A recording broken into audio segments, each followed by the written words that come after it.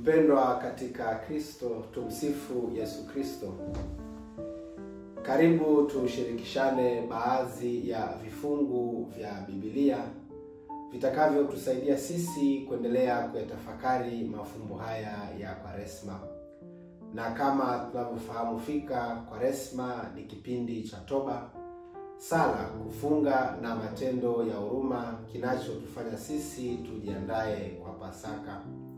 Na hapa ni baadhi ya vifungu vya Biblia vitakavyo tusaidia sisi kupata tafakari hizi. Kifungu cha kwanza kinatoka katika kitabu cha Nabii Yoeli, sura ya 2 mstari wa 12 hadi 13. Lakini hata sasa, asema Bwana, nirudieni kwa mioyo yenu yote, kwa kufunga, kwa kulia na kwa kuomboleza. Rarueni mioyo yenu, wala si mavazi yenu.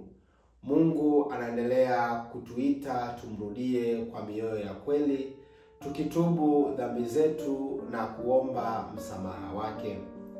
Kifungu kingine kinapatikana katika Injili ya Luka sura ya 9 mstari wa 23. Mtu yeyote akitaka kunifuata na ajikane mwenyewe, ajitwike msalaba wake wa kila siku anifuate.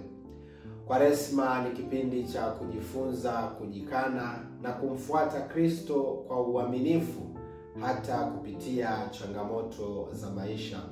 Na waraka wa Mtakatifu Paulo kwa Waefeso sura ya 4 mstari wa 32, muwe na wema ninyi kwa ninyi, wenye huruma, mkisameana kama Mungu alivyowasamehe ninyi katika Kristo. Kama vile Mungu alivyotusamehe, nasi tunapaswa kusamehe wengine kwa moyo wa upendo na huruma.